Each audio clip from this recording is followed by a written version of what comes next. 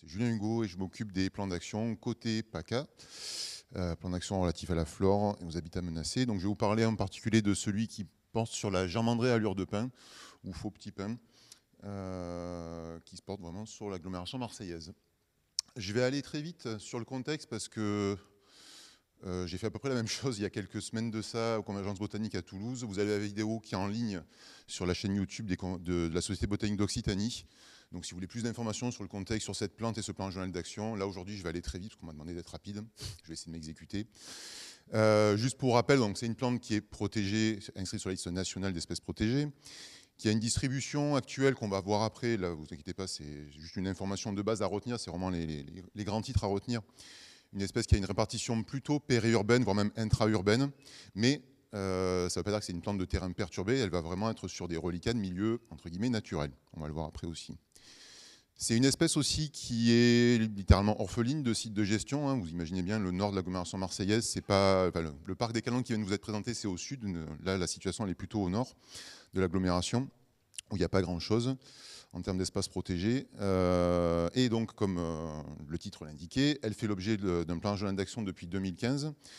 Un plan journal d'action qui est à l'origine déclenché par une mesure compensatoire dans le cadre d'un projet d'aménagement qui détruisait une partie d'une population de cette espèce. D'ailleurs, je sais bien que dans la salle, il y a pratiquement tous les initiateurs de ce plan il y a 10 ans. Ça fait un bon retour en arrière.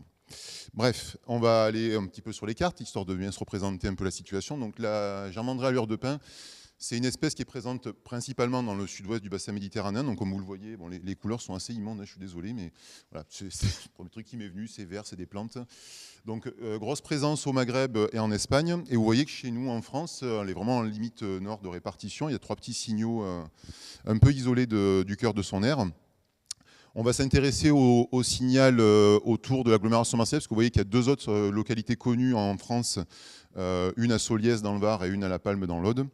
On ne va pas trop en parler aujourd'hui, puisque leur contexte écologique et territorial n'est pas du tout le même que celui qu'on a ici. Donc on va s'intéresser effectivement au noyau de population de l'agglomération nord-marseillaise, qui comprend de manière assez précise Marseille elle-même, mais également vous voyez les communes des Pennes Mirabeau, Septèmes-les-Vallons et Simiane. Chaque petit point vert que vous avez, ce sont des localités qu'on a confirmées en 2024 quand on a fait le bilan stationnel de l'espèce. Je ne reviens pas sur le bilan stationnel, ça a été un petit peu évoqué à plusieurs reprises.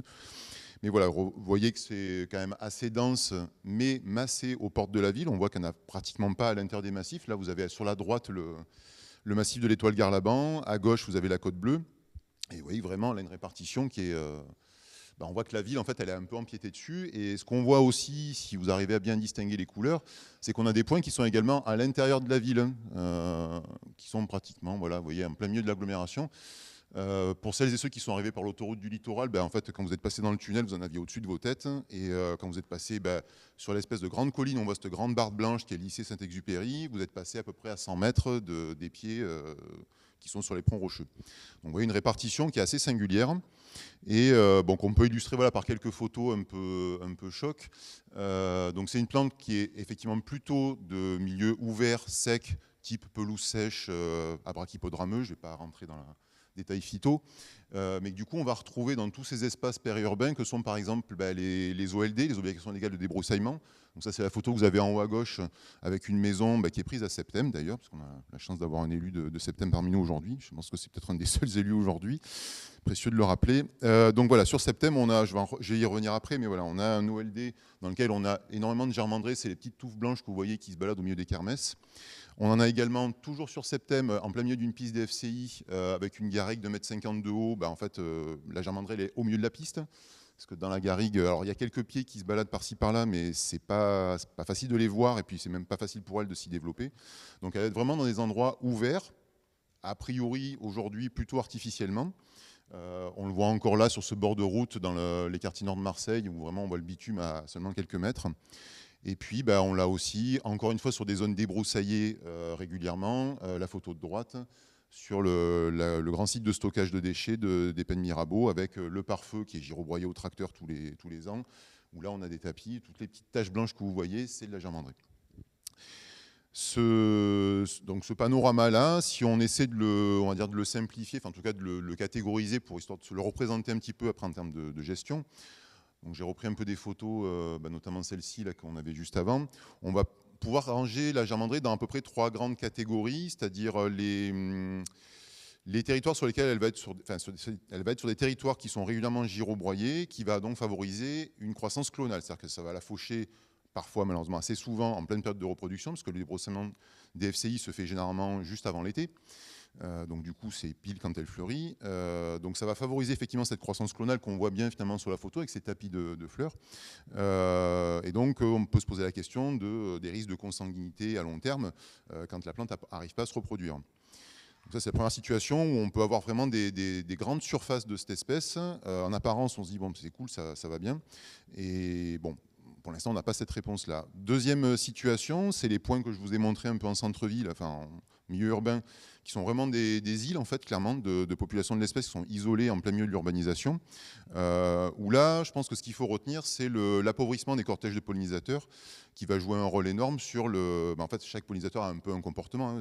Certains hyménoptères sont plutôt à faire toutes les fleurs d'une même tige, d'autres plutôt un peu à papillonner partout. Et ça va avoir un impact aussi sur la reproduction de l'espèce et surtout sur la viabilité de ses graines. Parce qu'il y a peut-être certaines situations où ça va favoriser l'autofécondation. Dernière situation, ce sont les situations dispersées en garrigues, on va dire naturelles, plus ou moins denses. Alors là, je vous ai mis une photo un peu choc avec un opuntia en plein milieu, mais il faut bien se représenter que dans ces milieux-là, la germandrée va avoir plutôt tendance à faire des petites touffes par-ci par-là, donc assez isolées. Et là, pareil, ça va aussi poser des questions par rapport à la reproduction, c'est que pour qu'une fleur soit pollinisée après qu'une abeille soit allée sur une autre fleur de l'espèce juste avant, statistiquement, il y a peu de chance. Donc du coup, là aussi, on a des problématiques de reproduction, avec peu de fécondation et peu de fructification. Voilà un petit peu le paysage. Donc dans 3 situations, finalement, il y a toujours un problème. Ce n'est pas toujours le même, mais globalement, ça tourne un peu autour du même sujet, de la reproduction. Sur la question du plan régional d'action que j'évoquais au début, on arrive au terme de ce plan-là aujourd'hui. Là, ça fait 10 ans cette année. Je ne vais pas rentrer dans les détails de qu'est-ce qu'on a fait de bien, de pas bien, etc. Est-ce qu'on en est content ? Juste faire un point d'arrêt pour dire voilà, qu'effectivement, on a eu peu de moyens jusqu'à présent pour enclencher, initier ces actions, tout simplement parce qu'en fait, un plan régional d'action, alors ça a été un petit peu évoqué ce matin sur les premières présentations, mais ce sont des plans qui ne suivent pas les mêmes parcours que les plans nationaux d'action, qui n'ont pas les mêmes fléchages et pas les mêmes lignes de financement. Donc ça nous a été un petit peu compliqué les premières années de trouver ces financements-là qu'on a eu grâce au fonds vert tout récemment, d'où le fait que ça reprenne un petit peu d'activité en ce moment. L'autre difficulté aussi, c'est quand on est sur des plans comme ça où on a besoin d'activer des partenaires élus, chargés de mission, etc., dans différents établissements, au final, ça demande du temps et de l'énergie. Quand ce temps, déjà, financièrement, on ne l'a pas forcément et qu'en plus, on n'a pas les éléments de langage et les postures pour s'adresser à ces structures-là, on patauge un petit peu. Comme c'est une espèce protégée, que dans certaines situations, elle se trouve plus ou moins impactée par des projets d'aménagement qui passent plus ou moins sous couvert des scopes, des seuils de déclenchement d'études d'impact ou de cas par cas. Ces services de l'État, au final, ils sont un peu démunis aussi, déjà pour ces questions de seuil, parce que vous imaginez que cette plante-là, vous pouvez la trouver sur un bord de route, ces projets-là sont... Installer un abribus, par exemple, c'est pas soumis à étude d'impact, donc du coup, l'aménagement va se faire sans qu'on ait conscience que là, il peut y avoir une espèce protégée. Et donc voilà, ce manque de moyens pour suivre finalement une espèce qui est autant immiscée dans notre quotidien, ça n'a pas toujours été évident. Il y a eu des couacs, malgré le fait qu'on ait fait porter à connaissance ce qu'on jugeait suffisamment important. Il y a toujours eu des petits bugs qui sont passés ces dernières années et qui nous ont finalement amené, alors ça, plus, passer du temps en comité de massif pour discuter avec les forestiers sapeurs, pour essayer d'orienter un petit peu différemment les pratiques des FCI. Des moments où on s'épuise un petit peu, au final, on essaie de revoir un peu notre copie. Et du coup, c'est bien parce que ça permet de faire aussi un pont avec la question des aires protégées ce matin, où donc il y avait une logique de vouloir préserver toutes ces stations du nord de l'agglomération marseillaise. Et au départ, l'idée, c'est on va faire des arrêtés de biotope, on va faire une réserve naturelle des friches urbaines de Marseille. Et en fait, ce qu'il faut se dire, c'est que cette approche-là, elle est quand même très descendante, pour ne pas dire condescendante, c'est-à-dire qu'on va venir imposer un saut étatique sur des terrains qui sont pour la plupart privés, ou sur des quartiers, par exemple, populaires, sur lesquels les gens qui habitent là sont déjà pas mal dans la précarité. Si on vient en plus les déposséder en leur disant qu'ils ne peuvent plus faire ce qu'ils veulent là-dedans, Ça implique voilà, des changements de posture et de dialogue, enfin, un vrai changement de logiciel, on va dire. Et donc ça amène à avoir du coup cette logique de peut-être laisser s'exprimer d'autres voix pour nous apporter des solutions auxquelles on n'aurait pas forcément pensé au début. Alors la première que j'ai mise en haut, qui est assez connue je pense de la plupart d'entre vous, c'est les aires terrestres éducatives, qui finalement permettent à des enfants, pour celles et ceux qui ne connaissent pas, de participer à la création d'une aire protégée à leur manière, que ce soit eux qui en soient les acteurs et les fabricants même. Mais ça peut aller plus loin. C'est-à-dire que là, c'est un dispositif qui est encore porté par l'OFB et je pense que dans certains quartiers, tout ce qui va venir de l'État, c'est peut-être pas forcément très bien vu. Et au-delà du fait que, voilà, on peut avoir des remarques plutôt hostiles, mais on peut avoir aussi tout simplement on va dire du vandalisme ou le fait de porter l'information qu'il y a une espèce protégée dans ce quartier-là. Peut-être que derrière, ça va être le réflexe, ça va être de la détruire justement pour plus qu'il y ait de sujets. Et donc, il faut trouver d'autres manières d'amener ces sujets-là dans ces quartiers. Alors, l'exemple que je vous ai mis en haut à droite, c'est on va dire la première maison de l'écologie urbaine qui a été montée par un collectif de mères musulmanes à Bagnolet, en Seine-Saint-Denis, notamment par Fatima Wassak, qui est une autrice, une politologue assez connue. Mais voilà, parce que justement, ils en avaient un petit peu assez qu'on vienne leur dire ce que c'était que l'écologie dans ces quartiers-là. Et ces femmes-là ont voulu faire de l'écologie à leur manière, mais en écoutant bien sûr ce que les scientifiques naturalistes avaient à leur dire. Mais en le faisant elles plutôt. D'autres exemples plus proches de nous, vous avez ce brouillon que je vous ai mis, qui est issu en fait mais je vais en parler juste après, d'un collectif des quartiers nord de Marseille qui a fait des balades en fait sur les terrains incendiés de cet été, là au-dessus des Pennes Mirabeau et de Verduron, et qui avait pour objectif de sensibiliser les habitants du quartier à ce que c'était que la végétation qui se régénérait après incendie. Donc des choses qu'on pourrait faire nous-mêmes, mais qui finalement, les gens s'en sont emparés et l'ont fait à leur manière, avec des petits comptes rendus très imagés. Là, je vous ai mis un truc assez visuel avec la pluie, des arbres, etc. Mais voilà, il y a ce terreau-là qui existe déjà. On a juste finalement à aller semer quelques autres graines, notamment parler de cette plante qui n'a peut-être pas forcément été vue tout de suite, pour qu'après on puisse arriver, alors là c'est l'exemple on va dire un peu ultime, le quartier libre des Lentillères à Dijon, où là on est vraiment sur un quartier en centre-ville qui a été récupéré par les gens qui y habitaient, qui le faisaient vivre, pour y planter des haies, creuser des mares pour les tritons, etc. Et refaire vivre un quartier qui était un petit peu à l'abandon, où il y avait aussi quand même des projets d'aménagement pas très désirables. Je reviens vite sur ce petit schéma que je vous ai mis là. En fait, il n'est pas anodin. Je pense que c'est peut-être l'information que j'avais envie de vous transmettre aujourd'hui. C'est qu'en fait, il est issu notamment d'une personne, d'un collectif, qui s'appelle la coopérative Hôtel du Nord, qui est issu d'une convention européenne qui s'appelle la convention de Faro, que je pense pas grand monde connaît ici. Et en fait, cette convention, qu'est-ce qu'elle dit? En fait, elle permet à des collectivités, alors c'est une convention européenne qui a été donc à Faro au Portugal, et dont l'objectif, en fait, c'est de permettre aux citoyennes et aux citoyens de pouvoir définir eux-mêmes ce qui fait patrimoine. C'est-à-dire que c'est plus quelque chose qui vient d'en haut, qui dit voilà, le patrimoine c'est ça, et puis on vous l'impose, merci, au revoir. C'est selon vous, qu'est-ce qui pourrait faire patrimoine? Et c'est un petit peu ce qu'a voulu faire la coopérative Hôtel du Nord. Pour l'instant, sur des aspects purement culturels, linguistiques et architectural, il ne manque plus qu'à y ajouter un petit peu de naturel et on aura un panorama assez complet. Qu'est-ce que ça permet? Ça permet, comme vous le voyez sur la droite, alors je vous ai mis que ce petit extrait de petits nuages, mais en fait en Italie, ce dispositif a très bien marché, parce qu'en fait les communes, alors pour rappel, la convention de Faro, c'est une convention européenne, l'État français peut le signer, il ne l'a pas fait, par contre des communes peuvent le faire. Les mairies de secteur de Marseille-Nord l'ont fait par exemple, c'est d'ailleurs ce qui a permis la naissance de Coopérative Hôtel du Nord, de germer. Et donc en Italie, ça a beaucoup mieux marché. Il y a à peu près une soixantaine de communes qui sont lancées dans le dispositif et qui ont appelé ça donc les biens communs, les beni comuni, qui ont transmis finalement les clés de la gestion des espaces naturels à leurs citoyens. Alors l'idée, c'est pas que ça devienne le why et qu'on privilégie l'anarchie, mais plutôt l'autonomie en fait. C'est vraiment ça qu'il faut voir, c'est-à-dire de voir quelles peuvent être les convergences d'enjeux sur ces territoires, de transmettre des éléments de connaissance et vraiment de ne pas se poser en donneur de leçons, moralisateur, en dire faut pas faire ci, faut pas faire ça. C'est voilà, chez vous, il y a ça qui pousse. L'histoire de cette plante, finalement, quand on s'y intéresse un petit peu, on se rend compte qu'il y a des similitudes ou des trajectoires un peu communes. Le fait qu'elle se retrouve prise en étau entre la montée biologique de la pinède et l'urbanisation de l'autre. voilà, on peut faire tout un tas d'images et de parallèles qu'on veut, mais l'idée vraiment c'est ça, c'est de coécrire ces nouvelles trajectoires avec les gens qui y habitent, de plus les déposséder, de plus avoir une démarche, j'ai envie de dire un peu coloniale finalement, et d'être plus dans l'ouverture, et donc de nous amener à avoir des postures un peu plus humbles par rapport à tout ça. Et voilà, que les gens finalement se réapproprient ces communs, qu'on sème des graines, et qu'on laisse pousser tout ça, et qu'on voit comment ça évolue. Voilà, sur ce, merci de votre attention.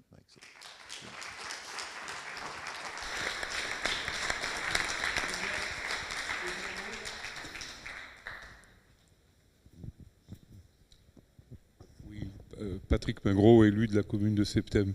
On a signé la convention de Faro il y a une dizaine d'années, à peu près, mais je pense qu'on l'a fait d'ailleurs sur interpellation d'Hôtel du Nord, puisque c'est nos voisins. Donc nous, effectivement, on a mis quelques années à comprendre que la germandraie était notre trésor botanique, puisque c'est le terme qu'on emploie maintenant pour un peu se faire comprendre. Les gens ne comprennent pas d'emblée d'ailleurs. Les premières infos que vous nous avez envoyées, ça devait être en 2006, mais ça n'a pas atteint complètement le cerveau des élus que nous sommes. Il a fallu attendre, je pense, 2013, où on a eu des choses plus précises. On a initié une démarche ABC en 2017.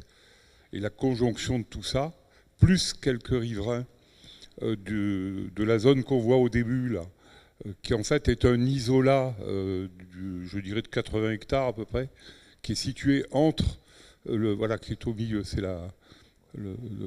voilà, ce qui est, comment dire, un peu au-dessus du nœud autoroutier, entre le nœud autoroutier et Septem-les-Vallons.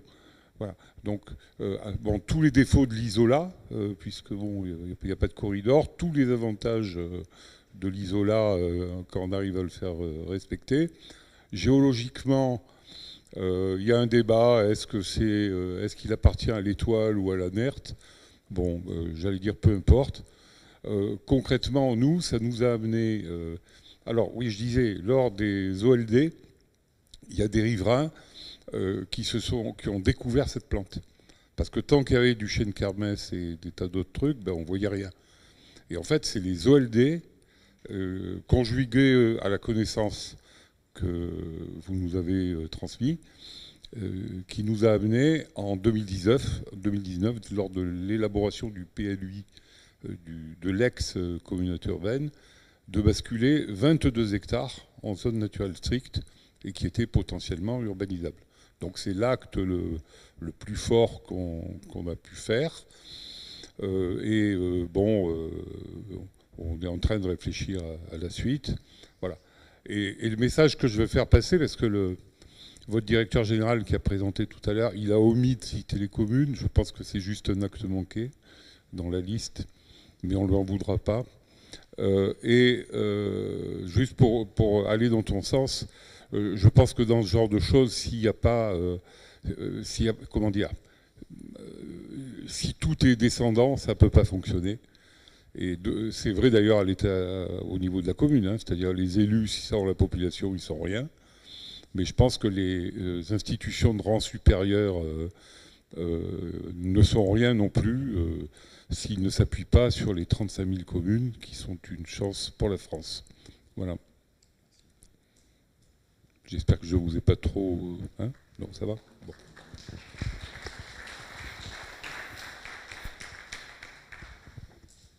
Merci. Est-ce qu'il y a encore une autre remarque? Ouais, merci beaucoup pour ta présentation, Guillaume Papugue à l'Université de Montpellier. J'avais juste une mini question sur le déficit de pollinisateurs. C'est quelque chose que vous avez observé, vous avez quantifié, ou c'est une idée de terrain ou... Ouais. En fait, au moment de la rédaction du premier bilan stationnel en 2013 par notre cher Mathias et Katia de l'époque, il y avait eu en préalable de ça un stage qui avait d'ailleurs été encadré, je crois, par Laurence, avec une stagiaire qui avait travaillé justement sur ces pollinisateurs et qui avait identifié effectivement des guides de pollinisateurs différents suivant les contextes. Les 3 contextes que j'ai pris là, c'était un petit peu le modèle qu'elle avait ressorti, avec notamment l'abeille domestique qui avait un comportement très fleur par fleur sur une même tige. qu'on va retrouver donc en situation urbaine parce qu'en fait le cortège est beaucoup plus appauvri, on n'a pas une richesse énorme par rapport à ce qu'on a en garrigue. Alors qu'en garrigue, tu vas avoir un antidium qui va avoir tendance à aller mettre un petit peu des coups de boule à tous les autres pollinisateurs et donc à favoriser une sorte de reproduction croisée, donc à chasser un petit peu l'abeille domestique. Donc ça a été effectivement mesuré sur un échantillon peut-être relativement réduit à l'époque, mais en tout cas on a une matière effectivement qui nous a permis de faire ce modèle-là, quoi.